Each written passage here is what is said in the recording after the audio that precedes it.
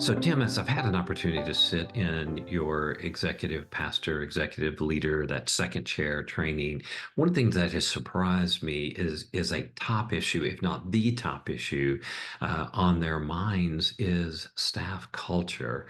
That's certainly something you know a great deal about. I think it's a primary reason you chose to go to Willow Creek and a primary role you had there in reshaping the staff culture, building health. What does it look like for those churches that reach out to you at Leading Smart? Another big area we work in is in the area of staff culture and values. Hmm. So this would tend to be a church with maybe 20 or more staff, sometimes Mhm. up to several hundred, but probably have 20 or more staff. And staff culture and values is about kind of behaviors, like staff behavior. So it's a lot of times a church will have values. We believe in reaching lost people for Jesus, or we believe in small groups for life transformation. So that would be like a church-wide value. But staff values are like extremely important for like how are we going to behave as a staff as we lead this church, as we lead these groups, as we lead these teams, these volunteers. How are we going to operate as a staff? And then we're going to use these values at the front door before we hire anyone, um, not to train them in our values, but we're going to actually bring people in who already embody our values. And so we're going to actually use those in our hiring process, and then we're going to use them in our onboarding process, and we're going to use them in our staff meetings, and we're going to just come back to them all over and over and over again. So an example would be a value that we embedded at the church I was at recently, was believe the best. Hmm. So it was a church that came through a tough time, a difficult time where there was a lot of toxicity, a lot of finger pointing because of things that have failed and whatever. So it's like we just need to get back to like let's just believe the best at each other about each other, even when you're like thinking like I don't know what their motive was. It's like let's just assume that they had the best motive.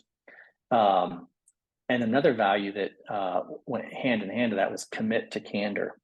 Hmm. So it wasn't believe the best blindly, but it also let's just commit to tell the truth to each other and let's commit to candor. So you have these values, whatever they are, and then you're like building what are the behaviors behind that? What's really important? How can we tell that someone's believing the best? How can we tell that someone's committing to candor? And we build that into our performance reviews, into our exit interviews, into our staff meetings, into our trainings, all of that, to just really so you develop a team that's loving each other and treating each other really well based on these values that you developed. And that's just going to like go all the way down through your volunteers and through the entire organization if they see that at the staff level. So the big process and system around that will come in. We'll spend a couple of days with the organization, with the church, typically, sometimes a nonprofit, just helping them identify what their values are. And then once they've identified that, then we just look at every single system they have in the church and say, how can we embed these values into that system? There's that word systems. One of the things that we find at Horizon says churches that will make a plan but don't take that next step to implement systems that actually drive the change. So they've got a plan sitting on the shelf, but they have not enacted the systems that make that possible. Talk to me a little bit more about how you address that. The churches that do I mean, thousands of churches, organizations have done the values thing and they put them on their wall, their website. The most of them do not take this next step and actually embed them through systems Mhm. into the entire employee journey for every person on their staff. And so then they become just like, oh yeah, I think we have the values. Yeah, they're over there in the office hallway. They're on the walls.